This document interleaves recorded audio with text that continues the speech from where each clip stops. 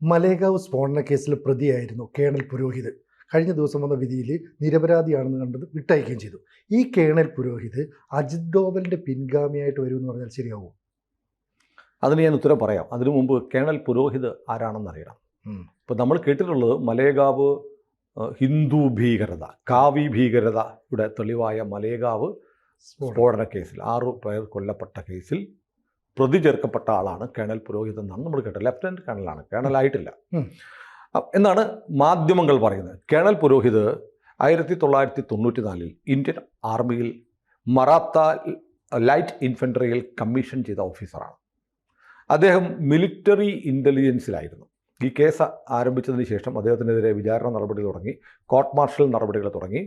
പക്ഷേ ബാക്കി പ്രതികളൊക്കെ സിവിലിയൻസ് ആയതുകൊണ്ട് പട്ടാളം കോർട്ട് മാർഷൽ നടപടികൾ മാറ്റിവെച്ചിട്ട് സിവിലിയൻ കോടതിക്ക് വിട്ടുകൊടുക്കുകയായിരുന്നു. അങ്ങനെയാണ് സിവിലിയൻ കോടതിയിൽ വിചാരണ വന്നു. അദ്ദേഹത്തിൻ്റെ ജാമ്യം കിട്ടിക്കഴിഞ്ഞപ്പോഴത്തേക്ക് സൈന്യം അദ്ദേഹത്തിൻ്റെ നടപടികൾ നിർത്തിവെച്ചിരുന്നു. ഇപ്പോൾ സർവീസ് റൂൾ പ്രകാരം മഹാരാഷ്ട്ര, ഗുജറാത്ത്, ഗോവ റീജിയനിലുള്ള ആ ഏരിയയിലെ മിലിറ്ററി ഇൻ്റലിജൻസിലാണ് കേണൽ പ്രസാദ് ശ്രീകാന്ത് പുരോഹിത് ജോലി ചെയ്യുന്നത്. ഇത്ര അറിയണം. ഇനി അദ്ദേഹത്തിൻ്റെ ട്രാക്ക് റെക്കോർഡ് നോക്കണം. ട്രാക്ക് റെക്കോർഡ് എന്ന് പറഞ്ഞാൽ അദ്ദേഹത്തിൻ്റെ സ്യൂട്ടിൻ്റെ ഒരു ചിത്രം ഞാൻ കണ്ടിട്ടുണ്ട്.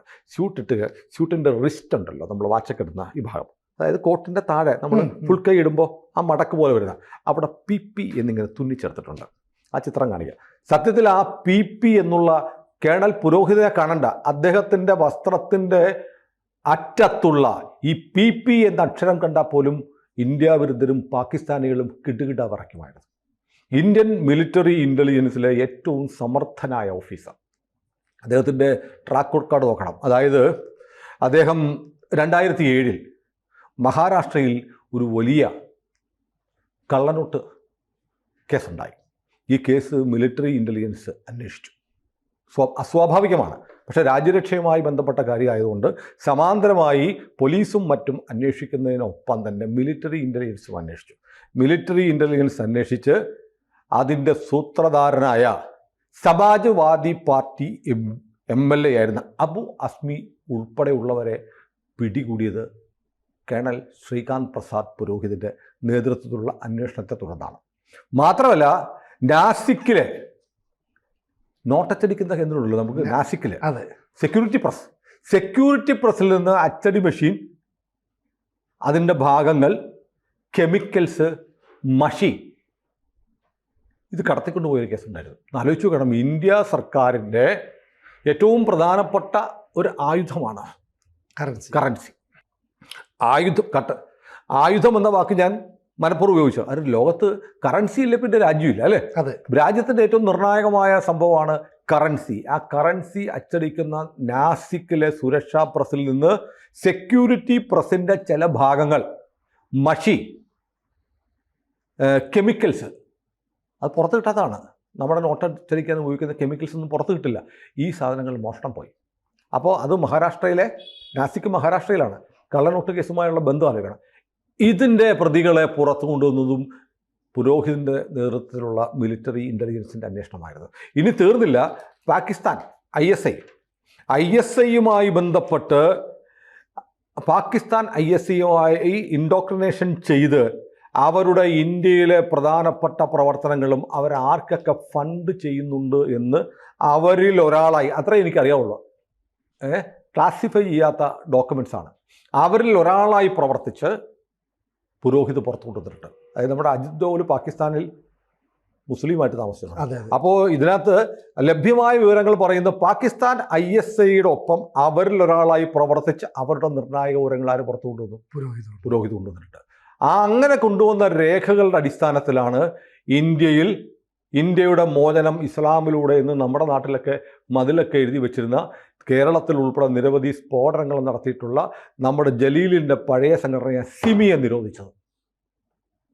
ഇതൊക്കെ കേണൽ ശ്രീകാന്ത് പ്രസാദ് പുരോഹിത് എന്ന് പറയുന്ന മിലിറ്ററി ഇൻ്റലിജൻസ് ഓഫീസറുടെ രാജ്യത്തിന് നൽകിയ സംഭാവനകളാണ്. അപ്പോൾ സ്വാഭാവികമായും അദ്ദേഹത്തിൻ്റെ തല പലർക്കും വേണ്ടി വരും, അല്ലേ? സ്വാഭാവികമാണ്. ശത്രുപക്ഷത്തിന് ഇന്ത്യക്കെതിരായ ശക്തികളെ മുഴുവൻ പൂട്ടുന്നതിന്, എന്തിന്, സക്കീർ നായിക്കിനെതിരെ നടപടി ഉണ്ടായത് പുരോഹിതിൻ്റെ നേതൃത്വത്തിൽ മിലിറ്ററി ഇൻ്റലിജൻസ് നടത്തിയ അന്വേഷണത്തിൻ്റെ ഫലമായിട്ടാണ് സാക്കിർ നായിക് ഇന്ത്യയിൽ നിന്ന് ഓടിപ്പോയി. അപ്പോൾ നോക്കൂ, ഒരു മിലിറ്ററി ഇൻ്റലിജൻസ് ഓഫീസർ എത്രമാത്രം ഈ രാജ്യവിരുദ്ധ ശക്തികളെ തകർക്കുന്നതിൽ പങ്കുവഹിച്ചു. അങ്ങനെയുള്ളൊരു ഓഫീസറെയാണ് എന്ത് ചെയ്യുന്നറിയോ, മലേഗാവിൽ നടന്ന സ്ഫോടന കേസിൽ കുടുക്കിയത്. മലേഗാവിലെ സ്ഫോടന കേസിൽ കുടുക്കിയതിന് പറയാൻ കാരണം എന്ന് പറയുന്നത്, ഇദ്ദേഹം കാശ്മീരിലായിരുന്നു. കാശ്മീരിലെ മിലിറ്ററി ഇൻ്റലിജൻസ് ഓഫീസറായിരുന്ന അദ്ദേഹം കാശ്മീരിൽ നിന്ന് RDX കൊണ്ടുവന്നു. മലേഗാവ് സ്ഫോടനത്തിന് കൊണ്ടുവന്നിട്ട് അത് സ്വാതി പ്രജ്ഞാ സിംഗിൻ്റെ മോട്ടോർ ബൈക്കിൽ LML കമ്പനി നിർമ്മിച്ച മോട്ടോർ ബൈക്കിൽ ഫ്രീഡം എന്ന് പറഞ്ഞ ബുള്ളറ്റിൽ ഫിറ്റ് ചെയ്ത്, ബുള്ളറ്റാണ്, മോട്ടോർ സൈക്കിളാണ്, അതിൽ സ്ഥാപിച്ചിട്ട് പൊട്ടിത്തെറിപ്പിച്ചു എന്നാണ്. അപ്പം ഇതേ സംഭവം തന്നെ അദ്ദേഹം കോടതി മുമ്പാകെ ഡോക്യുമെന്റ്സ് ഹാജരാക്കി ഈ കേസിൽ. അതായത് മിലിറ്ററി ഇൻ്റലിജൻസിൽ പ്രവർത്തിക്കുന്ന ആളുകൾക്ക് സ്ഫോടക വസ്തുക്കൾ കൈകാര്യം ചെയ്യാൻ കഴിയില്ല എന്നുള്ള തെളിവ് മിലിറ്ററി ഇൻ്റലിജൻസിന് അവർക്ക് ബോംബ് ഒന്നും അവർ കൈകാര്യം ചെയ്യുന്നില്ല. അവർക്ക് അതിനുള്ള പരിശീലനമുള്ള കപ്പാസിറ്റി ഇല്ല, ശേഷിയില്ല എന്ന് മിലിറ്ററി ഇൻ്റലിജൻസിൻ്റെ ഡോക്യുമെൻ്റ് തന്നെ തെളിവായിട്ട് ഹാജരാക്കി. കാരണം ഈ പാകിസ്ഥാൻ കാശ്മീരിൽ പട്ടാളത്തിൻ്റെ കയ്യിൽ സ്ഫോടക വസ്തുക്കൾ ഉണ്ടാവാം, RDX ഉണ്ടാക്കാം, അതൊന്നും കൈകാര്യം ചെയ്യാൻ മിലിറ്ററി ഇൻ്റലിജൻസുകാർക്ക് അറിയില്ല. അവിടെ ഒന്നും ആക്സസ് ഇല്ല, എത്താൻ പോലും കഴിയില്ല. അത് മിലിറ്ററിയുടെ രേഖ. അങ്ങനെ ഉണ്ടെങ്കിൽ നമ്മുടെ മിലിറ്ററി വളരെ ദുർബലമാണെന്ന്. അപ്പോൾ ഒരിക്കലും ഇറ്റ്സ് ഇമ്പോസിബിൾ സ്ഫോടക വസ്തുക്കൾ RDX ഒക്കെ ഇരിക്കുന്ന സ്ഥലത്തേക്ക് മിലിറ്ററി ഇൻ്റലിജൻസിൽപ്പെട്ട ഒരാൾക്ക് പ്രവേശനമുണ്ടാകും എന്ന് കരുതുന്നത് അസാധ്യമാണെന്നുള്ള രേഖകൾ ഇദ്ദേഹം ഹാജരാക്കി. മാത്രമല്ല, ഇദ്ദേഹത്തെ പോലീസ് അറസ്റ്റ് ചെയ്തു. അന്ന് മഹാരാഷ്ട്രയിൽ കോൺഗ്രസും NCPയും ചേർന്ന് ഭരിക്കുകയാണ്. കേണൽ പുരോഹിതിനെ അവിടുത്തെ ഭരണകക്ഷി MLA അബു അസ്മിയെ ജയിലിലാക്കി. ഇത്രയും വലിയ പക ഭരണകൂടത്തിന് കേണൽ പുരോഹിതിനോടുണ്ടായിരുന്നു, പാകിസ്ഥാനുണ്ടായിരുന്നു. അതുകൊണ്ട് കേണൽ പുരോഹിതിനെ കുടുക്കണം. ഇന്ത്യയിൽ പാകിസ്ഥാൻ മാത്രമല്ല, ഹിന്ദുത്വ സംഘടനകളും സ്ഫോടനങ്ങളും തീവ്രവാദങ്ങളും നടത്തുന്നു. മതം ഭീകരവാദത്തിനുണ്ട് എന്നുള്ള ഒരു ധാരണയുണ്ടല്ലോ, അത് മാറ്റിയിട്ട് ഭീകരവാദത്തിന് മതമില്ല, ഏത് മതക്കാരനും ഭീകരവാദം നടത്തുമെന്ന് സ്ഥാപിക്കാൻ കൂടി പാകിസ്ഥാൻ ആസൂത്രണം ചെയ്തതാണ് മലേഗാവ് സ്ഫോടനം. ഇതിൽ പുരോഹിതിനെ കുടുക്കിക്കഴിഞ്ഞിട്ട് അന്നത്തെ NIA ചോദിച്ച ചോദ്യങ്ങൾ എന്താണെന്നറിയോ? നിങ്ങളെങ്ങനെയാണ് ഫേക്ക് കറൻസി നോട്ടിൻ്റെ തെളിവുകൾ നിങ്ങൾക്ക് എവിടെ നിന്ന് കിട്ടി? നിങ്ങൾ സിമിക്കും സാക്കിർ നായിക്കിനും ISIക്കും ഉള്ള തെളിവുകൾ നിങ്ങൾക്ക് എങ്ങനെ കിട്ടി? അതായത് ഒരു ഉദ്യോഗസ്ഥൻ അയാളുടെ ഒഫീഷ്യൽ ഡ്യൂട്ടിയുടെ ഭാഗമായി ഡിസ്ചാർജ് ചെയ്ത കണ്ടെത്തിയ കാര്യങ്ങൾ മറ്റൊരു കേസിൽ ചോദിക്കേണ്ട കാര്യം ആർക്കില്ല? കോടതിക്ക്, NIAക്കില്ല. NIA ആവശ്യപ്പെട്ടതാണ്. അതുകൂടാതെ അദ്ദേഹം പറഞ്ഞു അതൊന്നും പറയില്ല, അതൊക്കെ ഒഫീഷ്യൽ സീക്രട്ടാണ്, അതൊന്നും ഈ കേസുമായി ഒരു ബന്ധമില്ലാത്ത കാര്യം കാരണം നിങ്ങളോട് ഞാൻ പറയില്ല എന്ന് പറഞ്ഞ് വലിയ പീഡനം അദ്ദേഹത്തിന് ഏറ്റു. എന്നിട്ട് പിന്നെ ആവശ്യപ്പെട്ടത് BJPയുടെയും വിശ്വ ഹിന്ദു പരിഷത്തിൻ്റെയും RSSൻ്റെയും നേതാക്കളുടെ പേര് പറയണം, നാസിക്കിലാണെന്ന് ഓർക്കണം. യോഗി ആദിത്യനാഥിന് ഇത്, കാരണം പ്രജ്ഞാ സിംഗ് ഉണ്ടല്ലോ, സന്യാസിനിയാണ്, അവരുള്ളതുകൊണ്ട് യോഗി ആദിത്യനാഥിന് പങ്കുണ്ടോ, ആ പേര് പറയാൻ പറഞ്ഞു. അദ്ദേഹം പറഞ്ഞു ഒരു പേരും ഞാൻ പറയില്ല, ഞാനൊരു മിലിറ്ററി ഓഫീസറാണ്,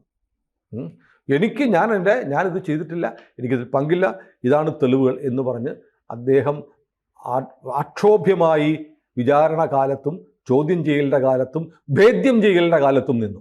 അങ്ങനെയാണ് ഇപ്പോൾ ഈ കേസിൽ അദ്ദേഹത്തിന് ഒരു പങ്കുമില്ല, അദ്ദേഹത്തെ കുടുക്കിയതാണ് എന്ന് കോടതി കണ്ടെത്തിയിരിക്കുന്നത്. ഒന്നത്. ഇനിയിപ്പോൾ അദ്ദേഹം ലഫ്റ്റനൻറ്റ് കേണലാണ്, 54 കേണൽമാർ 54 വയസ്സിൽ റിട്ടയർ ചെയ്യുമെന്ന് എനിക്ക് തോന്നുന്നത്. അങ്ങനെയാണെങ്കിൽ അടുത്ത വർഷം കേണൽ പുരോഹിത് റിട്ടയർ ചെയ്യും. റിട്ടയർ ചെയ്തതിന് ശേഷം അദ്ദേഹത്തിന് എന്ത് സംഭവിക്കും എന്നൊരു ചോദ്യമാണ് സിനു ആദ്യം ചോദിച്ചത്. അജിത് ഡോവലിൻ്റെ പിൻഗാമിയായിട്ട് വരാമോ? ഇന്നിപ്പോൾ ഇന്ത്യയിൽ അജിത് ഡോവൽ ചെയ്തതുപോലെയുള്ള വളരെ സ്തുത്യർഹമായ, പാകിസ്ഥാനിൽ പോലും പാകിസ്ഥാനികൾ എന്ന ഭാവത്തിൽ ജീവിച്ച് അവിടെ നിന്ന് പോലും രഹസ്യങ്ങൾ ചോർത്തിയെടുത്ത് ഇന്ത്യയുടെ സമ്പദ്ഘടനയുടെ തായ്വേരായ ഇന്ത്യൻ സെക്യൂരിറ്റി പ്രസിനെ രക്ഷിച്ച, വലിയ കള്ളനോട്ട് ശൃംഖല തകർത്ത, ISIയുടെ ഫണ്ട് ഉപയോഗിച്ച് ഇന്ത്യയിൽ നടക്കുന്ന ഭീകര പ്രസ്ഥാനങ്ങൾ സിമി ഉൾപ്പെടെയുള്ളവ തകർത്ത, സാക്കിർ നായിക്കിനെ പോലെയുള്ള ആളുകളെ കണ്ടെത്തിയ, ഇത്രയും കമ്മിറ്റഡ് ആയിട്ടുള്ള ഒരു ഓഫീസർ വേറെയില്ല. അദ്ദേഹത്തെ നരേന്ദ്രമോദിയുടെ സർക്കാർ അദ്ദേഹത്തിൻ്റെ സേവനം ഉപയോഗിക്കാതിരിക്കും എന്ന് കരുതുന്നുണ്ടോ? കാരണം 2019 പ്രഗ്യാ സിംഗ് താക്കൂറിനെ ഈ കേസിൽ പ്രതിയാക്കിയതിന് ശേഷം നരേന്ദ്രമോദിക്കൊരു മടിയുണ്ടായിരുന്നില്ല. നരേന്ദ്രമോദി 2019 ഭോപ്പാലിൽ പ്രഗ്യാ സിംഗ് താക്കൂറിനെ മത്സരിപ്പിച്ചു. അവർ വലിയ ഭൂരിപക്ഷത്തിൽ ജയിക്കുകയും ചെയ്തു. പ്രഗ്യാ സിംഗ് താക്കൂറിനെയും നരേന്ദ്രമോദിയും BJP യും തള്ളിയില്ല. അപ്പോൾ നമ്മൾ ആലോചിക്കണം, അങ്ങനെ വരുമ്പോൾ രാജ്യത്തെ ഏറ്റവും സമർത്ഥനായ ഒരു രഹസ്യ ഏജന്റ് അല്ലേ, ഇൻ്റലിജൻസ് ഏജന്റ്, ചാരവൃത്തിയൊക്കെ നടത്താൻ കേപ്പബിൾ ആയിട്ടുള്ള ഒരു ഏജന്റിനെ തള്ളിക്കളയുമോ മോദി സർക്കാർ? അപ്പോൾ ഒരുപക്ഷെ മോദിയുടെ കാലത്തിന് ശേഷം മറ്റൊരാൾ ഇന്ത്യൻ പ്രധാനമന്ത്രിയാവുമ്പോൾ അജിത് ഡോവലിന് ഓരോ ദിവസവും പ്രായം കൂടിക്കൊണ്ടിരിക്കുക. അദ്ദേഹത്തിൻ്റെ ബുദ്ധി ക്ഷീണിക്കുന്നില്ലെങ്കിലും അദ്ദേഹത്തിന് വയസ്സായിക്കൊണ്ടിരിക്കുകയാണ്. അപ്പോൾ മറ്റൊരാളെ കണ്ടെത്തേണ്ടി വരും. മറ്റൊരാളെ കണ്ടെത്തേണ്ടി വരുമ്പോഴത്തേക്ക് ആദ്യം സർക്കാർ ആലോചിക്കാൻ പോകുന്ന പേര് പുരോഹിതൻ്റെ ആയിരിക്കും എന്നതിൽ ഒരു തർക്കമില്ല. ഇനി നമ്മൾ പ്രഗ്യാ സിംഗ് താക്കൂറിനെ കുറിച്ചുകൂടെ പറയണം. കാരണം ഇന്നലെ കേസ് വിധി പറയാൻ വേണ്ടി പ്രത്യേക കോടതിയിൽ ഇവർ രണ്ടുപേരും വന്നിരുന്നു. സുരേഷ്, നമ്മുടെ പുരോഹിത് വന്നിരുന്നത് മിലിറ്ററിയുടെ സുരക്ഷയിൽ അകമ്പടിയോടെയാണ് അദ്ദേഹം വന്നത്. കാരണം ഇത് മിലിറ്ററി ഓഫീസറുമാണ്. അദ്ദേഹത്തെ സംബന്ധിച്ച് വളരെ നിർണായകമായ ദിവസമാണ്. മാത്രമല്ല അദ്ദേഹത്തെ പോലെ വളരെ വൈറ്റലായിട്ടുള്ള വിവരങ്ങൾ അറിയാവുന്ന, രാജ്യത്തിന് വേണ്ടി വലിയ സംഭാവനകൾ നൽകിയ ഒരാളെ വെറുതെ സുരക്ഷയൊന്നും ഇല്ലാതെ പുറത്തുവിടാൻ പറ്റില്ല. അതുകൊണ്ട് പട്ടാളത്തിൻ്റെ സുരക്ഷയിലാണ് ഇന്നലെ പുരോഹിത് വന്നത്. പ്രഗ്യാ സിംഗ് താക്കൂർ വന്നു. സാക്ഷിക്കൂട്ടിൽ കുറ്റവാളിയല്ല എന്ന് പറഞ്ഞ ദിവസം സാക്ഷിക്കൂട്ടിൽ അവർക്കൊരു ഇരിപ്പിടം കൊടുത്തു കോടതി. അപ്പോൾ അവിടെ ഇരുന്നിട്ട് അവർ പറഞ്ഞു, ഇത് ഹിന്ദുത്വയുടെ വിജയമാണ്, ഞങ്ങളെ ദ്രോഹിച്ചവരെ ദൈവം ശിക്ഷിക്കുമെന്ന് പറഞ്ഞ് അവർ പൊട്ടിക്കരഞ്ഞു. കാരണം നമ്മൾ ആലോചിക്കണം, ഇവർക്കെതിരെ ഉണ്ടാക്കിയ കേസ്, ഇവർ ഈ സ്ഫോടനം നടക്കുന്നതിന് 2 വർഷം മുമ്പ് സന്യാസം സ്വീകരിച്ചിരുന്നു പ്രഗ്യാ സിംഗ് താക്കൂർ. അവരെന്നിട്ട് എന്ത് ചെയ്തു? അവരുടെ എല്ലാ സ്വത്തുവകകളും ദാനം ചെയ്തു. അവർക്കൊരു സ്കൂട്ടർ ഉണ്ടായിരുന്നു. സ്കൂട്ടർ എന്ന് പറഞ്ഞാൽ ഈ LML ഫ്രീഡം ബുള്ളറ്റിൻ്റെ നമ്പർ MH15P4572 എന്ന് പറയുന്ന ഒരു ബുള്ളറ്റിലാണ് RDX വെച്ച് പൊട്ടിത്തെറിച്ചെന്നാണ് പറയുന്നത്. പക്ഷേ അത് ഈ നമ്പർ വ്യാജമാണെന്ന് തുടക്കത്തിൽ തന്നെ കണ്ടെത്തി. പിന്നീട് അതിൻ്റെ എഞ്ചിനിലും ചേസിസിലും ഉണ്ടായിരുന്ന നമ്പറുകൾ മായ്ച്ചു കളഞ്ഞിരുന്നു. പക്ഷേ എഞ്ചിനും ചേസിസും മറ്റേ നാസിക്കിലെ ഫോറൻസിക് ലാബിൽ കൊണ്ടുപോയി ഒരു റിപ്പോർട്ട് വന്നു. GJ05BR 1920 എന്ന് പറയുന്ന നമ്പറാണ്. അത് പ്രഗ്യാ സിംഗ് താക്കൂറിൻ്റെ ബുള്ളറ്റിൻ്റെ നമ്പറാണെന്ന് കണ്ടുപിടിച്ചു എന്ന് പറയുന്നു. പക്ഷേ അവർ പറയുന്നത്, ഞാൻ അതിനു മുമ്പ് 2 വർഷം മുമ്പ് സന്യാസം സ്വീകരിച്ചപ്പോൾ എൻ്റെ എല്ലാ സ്വത്തുവകകളും വിറ്റു, എല്ലാം ഉപേക്ഷിച്ചു, സന്യാസിയായല്ലോ. അതുകൊണ്ട് ഞാൻ എൻ്റെ വാഹനങ്ങൾ ഉൾപ്പെടെ വിറ്റിരുന്നു. അത് കഴിഞ്ഞ് 2 വർഷം കഴിഞ്ഞിട്ടാണ് മലേഗാവ് ബോംബ് സ്ഫോടനം ഉണ്ടാകുന്നത്. ഇത് വിറ്റ ആളാണ്. അതിൻ്റെ ഡോക്യുമെൻറ്റ്സ് ഒക്കെ ഞാൻ ഹാജരാക്കി. RTA ട്രാൻസ്പോർട്ട് ഓഫീസിൽ അപേക്ഷ കൊടുത്ത് ഓണർഷിപ്പ് മാറ്റിയിട്ടുണ്ട്. ഇതൊന്നും മുഖവിലക്കെടുത്തില്ല. പക്ഷെ കോടതി ഇന്നലെ ആ ഫോറൻസിക് റിപ്പോർട്ട് പരിശോധിച്ചിട്ട് അതിൻ്റെ റിസൾട്ടിനെ കുറിച്ച് ഉത്തരവിൽ പറയുന്നുണ്ട്. എന്നറിയോ, ഞങ്ങൾ പരിശോധിച്ചു ഫോറൻസിക് ലാബിലെ റിപ്പോർട്ടിൽ ചേസിസ് നമ്പറും എൻജിൻ നമ്പറും ഉണ്ട്. പക്ഷേ ആ എൻജിൻ നമ്പറും ചേസിസ് നമ്പറും വെച്ചിട്ടാണ് GJ05BR 1920 എന്ന് പറയുന്ന പ്രഗ്യാ സിംഗ് താക്കൂറിൻ്റെ വണ്ടിയാണെന്ന് NIA പറഞ്ഞിരിക്കുന്നത്. പക്ഷേ ആ ചേസിസ് നമ്പറും എൻജിൻ നമ്പറും ഫോറൻസിക് ലാബ് പുനഃസൃഷ്ടിച്ച അപൂർവമാണ്. എല്ലാ അക്കങ്ങളും ഇല്ല. മുഴുവൻ അക്കങ്ങളും ഇല്ലാത്തൊരു വണ്ടി ബാക്കി അക്കങ്ങൾ നിങ്ങൾ സങ്കല്പത്തിൽ എഴുതിയിട്ട് അത് ഇന്ന ആളുടെ വണ്ടിയാണെന്ന് പറഞ്ഞാൽ അത് അംഗീകരിക്കാൻ പറ്റില്ല. അപ്പോൾ നോക്കൂ, നമ്മൾ നോക്കുമ്പോൾ ഒരു ചേസിസ് നമ്പറും ഒക്കെ ഫോറൻസിക് ലാബിൽ പരിശോധിച്ച് അത് പുനഃസൃഷ്ടിച്ചെങ്കിലും മുഴുവൻ അക്കങ്ങളും കിട്ടിയില്ലെങ്കിൽ ബാക്കിയുള്ള അക്കങ്ങൾ ഇന്ന് 5, 6, 7 ആയിരിക്കും. ആ 5, 6, 7 കൊടുത്തിരിക്കുന്നത് പ്രഗ്യാ സിംഗിൻ്റെ വണ്ടി ആയിരുന്നു എന്ന് പറഞ്ഞ ഒരാളെ ശിക്ഷിക്കാൻ പറ്റുമോ?